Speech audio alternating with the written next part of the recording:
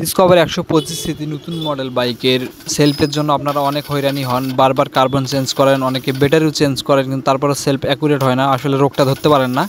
তো আজকে দেখাবো, দেখবেন যে ১০০ হয়ে যাবে। আর সমস্যাটা কি এটা বলবো। তো বাইকটার ব্যাটারি ঠিক আছে, দেখতে পাচ্ছেন হরেন বাজতেছে, সব কিছুই ঠিক আছে, লাইট জ্বলতেছে, কিন্তু সেলফ হচ্ছে না। তো এখানে মূলত বিষয়টা হচ্ছিল, আপনার সেলফের যে মোটরটা আছে, মোটরে আপনারা বারবার কার্বন চেঞ্জ করেন, কিন্তু মোটরের কয়েলটা যখন শর্ট হয়ে যায় তখন কিন্তু আর আপনার বাইকের সেলফ ঠিকমতো ঘুরাতে পারে না। সেলফ ঘুরে ঠিক আছে, কিন্তু স্পিডে ঘুরে না, সে কারণে কিন্তু বাইক স্টার্ট হয় না, বারবার ব্যাটারি বসে যায়। আপনারা মনে করেন ব্যাটারির সমস্যা, সেলফের কার্বন চেঞ্জ করেন, কন্ট্যাক্ট পাল্টান, বিভিন্ন সমস্যা, মানে বিভিন্ন কিছু চেঞ্জ করে থাকেন। তো মূলত এটা সমস্যা হয় মোটরটা থেকে।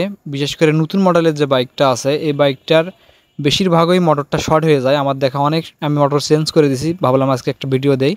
তো দেখতে পাচ্ছেন নতুন মোটর ফ্লাশ এবং ভ্যারক কোম্পানির দুইটাই পাওয়া যায়। তো আমরা এটা ভ্যারকেরটা লাগাচ্ছি, কারণ ভ্যারকেরটা মোটামুটি ভালো এবং ফ্লাশেরটাও ভালো, দুইটাই বাজাজের। তো দেখতে পাচ্ছেন মোটরটা লাগানো হচ্ছে। লাগানোর পরে এখন আমি আপনাদেরকে বাইকটা স্টার্ট করে দেখাবো, দেখবেন যে টোকাই টোকাই স্টার্ট হবে, আর কিন্তু আগের মতো আপ ডাউন করবে না। আগের পুরাতন যে ব্যাটারিটা ছিল, ওই ব্যাটারি দিয়ে বাইক কিন্তু স্টার্ট হচ্ছে, আর কিন্তু কোনো সমস্যাই হবে না। তো এখানে মূলত সমস্যা হয় মোটরটা শর্ট হয়ে যায় নতুন বাইকগুলোনের, কারণ সেলফের মোটরটা অনেক ছোট, সেই হিসাবে আপনার মোটরটা একটু বড় দেওয়া লাগতো, সেই কারণে কিন্তু বারবার শর্ট হয়ে যায়। তো ভিডিওটা কেমন লাগলো অবশ্যই জানাবেন, পেজটা অবশ্যই ফলো করে দিবেন।